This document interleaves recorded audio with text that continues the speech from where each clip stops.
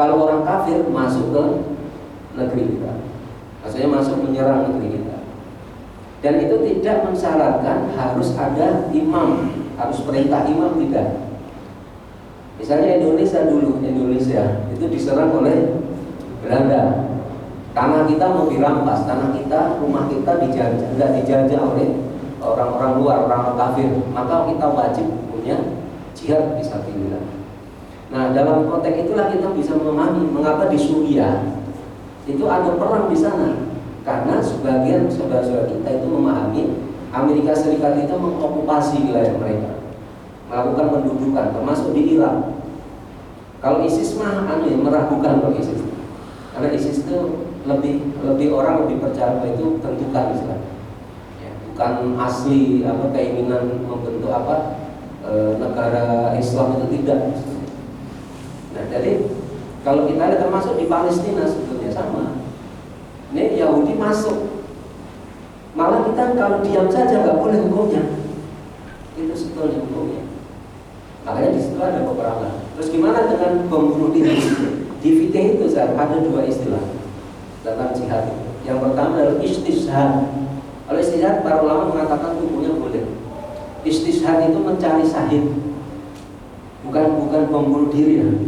Tapi bukan bunuh diri ya, intihar kalau bunuh diri. Nah, ini namanya istishhad. Istishhad itu mencari syahid.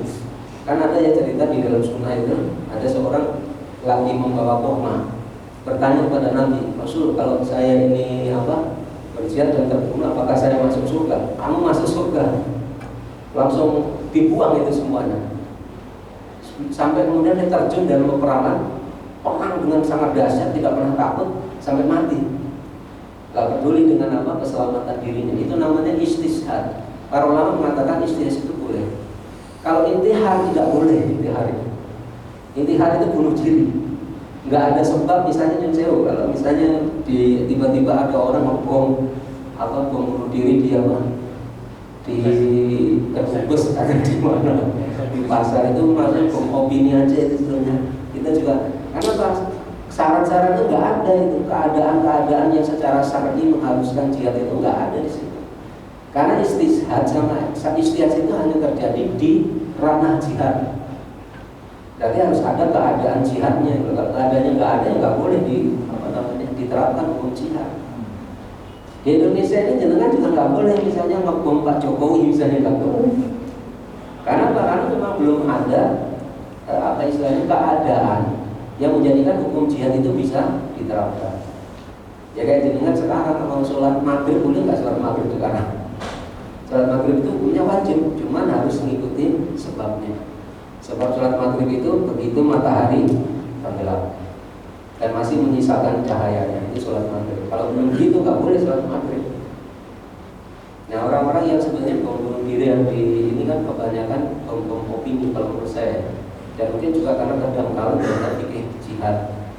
Kalau biasa dulu pernah diminta ya satu orang itu buat fikih tentang jihad itu karena lagi marah-marah bom bunuh diri itu. Memang harusnya didudukkan secara fikih, itu jadi orang bisa memahami kaidah-kaidah. Itu mungkin amukarnya. Mungkin ada yang lain yang mau menambahkan bertanya. Assalamualaikum warahmatullahi wabarakatuh. Waalaikumsalam. Terima kasih para kawan hadir. Punten mau tanya di luar tema. Iya kan? Sudah lama ingat sesuatu hadis atau gimana gitu, melupa. Mungkin masih aja Ustaz. Kalau ada majelis kayak gini terus udah datang orang, misalkan ulama atau habib, yang baiknya tuh kita berdiri untuk menyalami, menghormati atau tidak? Karena kok ada hadis katanya Rasul sampai mengancam, mengharamkan tidak boleh, bahkan Rasul datang aja tidak boleh berdiri. Mohon penjelasan, saya lupa lagi itu kebenaran atau kesalahannya. Assalamualaikum warahmatullahi wabarakatuh. Iya. Memang ini saya juga agak saya ingat dulu ya. kalau di majelis ilmu itu ada adab-adabnya.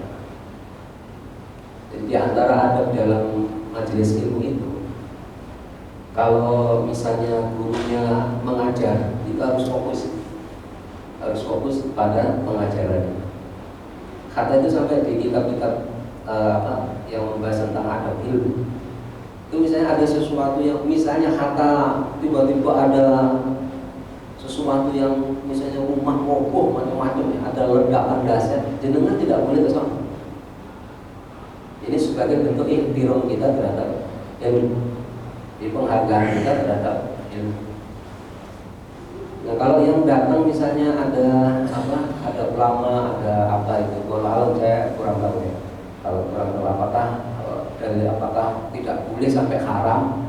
Karena kalau disebut dalam fikih atau di dalam nas itu misalnya jangan, itu belum tentu haram. Sebaliknya juga kalau diperintah belum tentu hukumnya wajib kan gitu kan kayak gitu. Tapi intinya bahwa di majelis ilmu itu memang harus ihtiram. Ya misalnya kalau yang datang kalau mau ikut ya duduk dengan baik, menyimak dan mendengarkan. Kecuali kalau ada misalnya unsur-unsur yang lain ya, unsur-unsur yang lain misalnya panjenengan katakan mau bangkit dari majelis ilmu aja kan juga harus izin ya, meminta izin. Para sahabat juga gitu diajari Nabi seperti itu. Tapi kalau yang panjenengan tadi sampaikan, moral saya tidak tahu.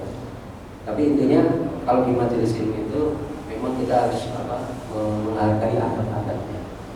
Jadi jangan sampai kita menjadi orang yang tidak beradab. Itu orang-orang moral Islam. Baik, ada yang lain? Pak Umar, ya?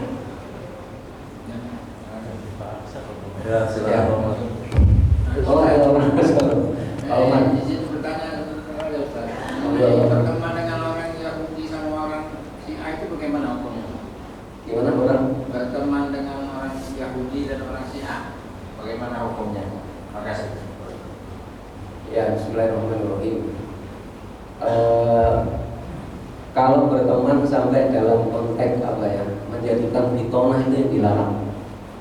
Bitonah itu sebagai kawan akrab, sampai istilahnya rahasia-rahasia kita, rahasia umat Islam itu bisa diketahui oleh teman dekat kita, itu dilarang.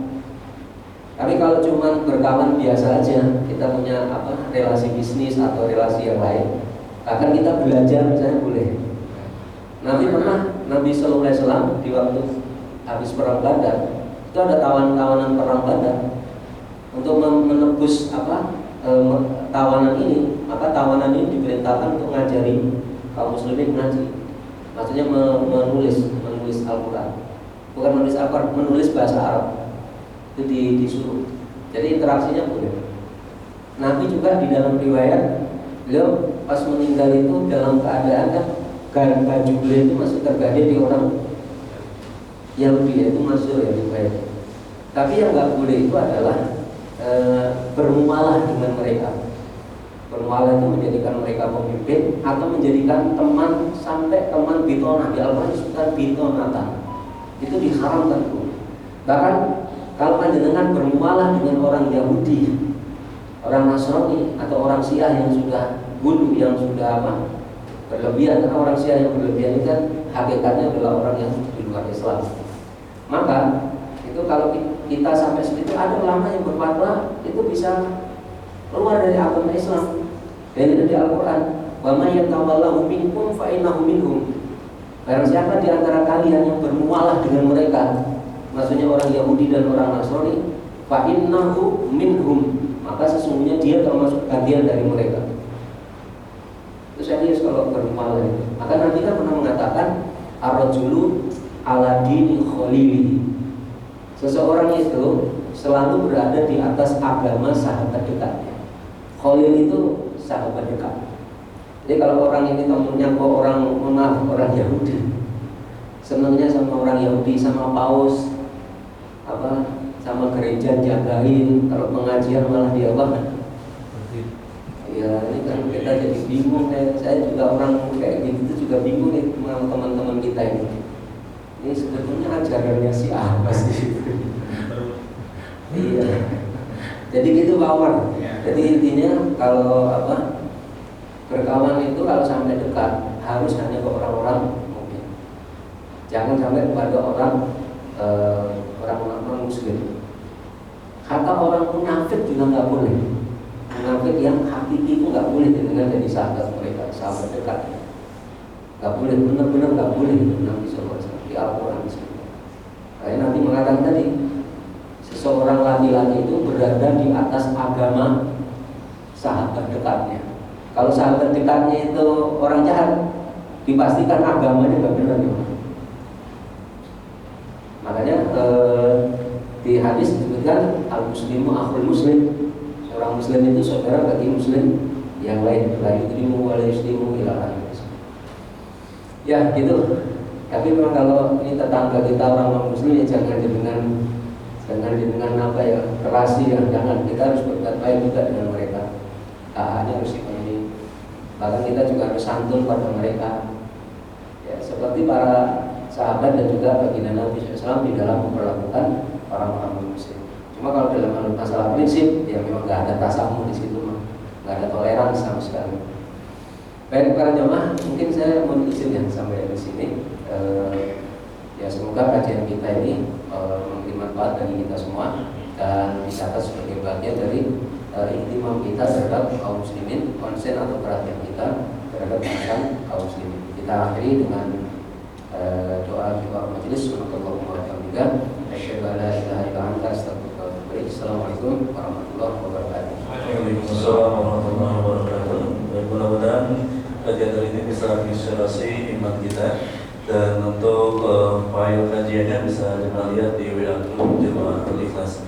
Terima kasih. Assalamualaikum warahmatullahi wabarakatuh. Terima kasih. Sama-sama. Assalamualaikum. Salam.